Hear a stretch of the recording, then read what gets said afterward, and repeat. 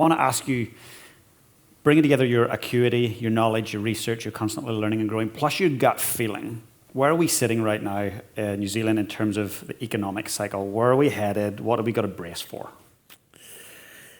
Yeah, so if you go back to, say, 2020, COVID comes along, I was really, really economically negative.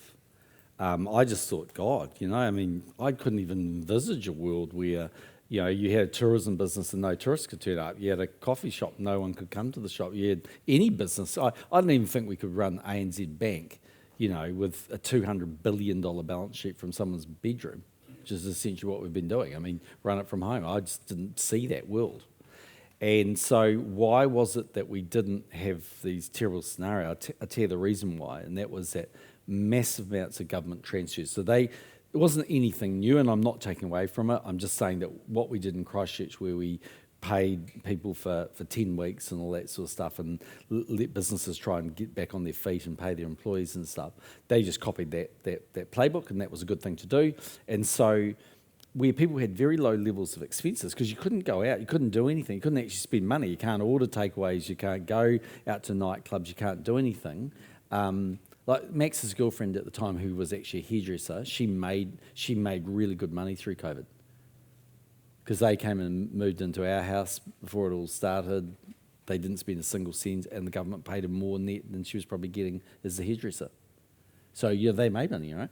And then the second thing was interest rates cratered, right? And so the Reserve Bank pumped money in the system, the government printed money, and you're left with interest rates of 1%. Now, as we know, that led to all these kind of slightly weird outcomes in a way, but skyrocketing house prices and all these different things.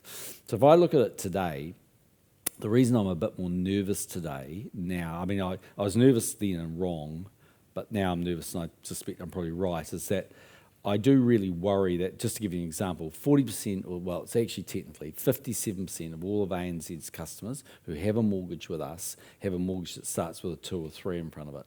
And in the next 6 months, they've got to roll that over. And that will have a 5 in front of it. We think floating interest rates are going to 9%. We think mortgages are going to 7%. So there's a huge amount of money coming out of their household. And just to give you an example, when petrol prices go up, right? It doesn't take very long for Talkback to ring up and go, well, in real simple terms, if the government's getting 15 cents a litre and fuel's $1.15, they've made 15 cents and they've only paid $1, and now it's doubled to $2, they're getting 30 cents, So they should cut GST or cut excise, right, on fuel, because for nothing different, they're making more money. That is right? I'll tell you what's interesting though, the GST tax taken those times stays exactly the same. Do you know why? Because people trade from steak to sausages. So they spend more money on fuel, they spend less money at the supermarket, or less money going out to dinner, or less money on something else, right?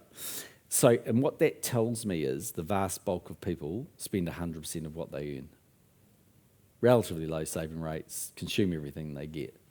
So, and the maths in New Zealand broadly are, a third of all people own a home with a mortgage, a third of people own a home with no mortgage, and a third of people rent. So and rents are going through the roof, interest is going through the roof, so at least for 2/3 of the community, they are paying a lot more.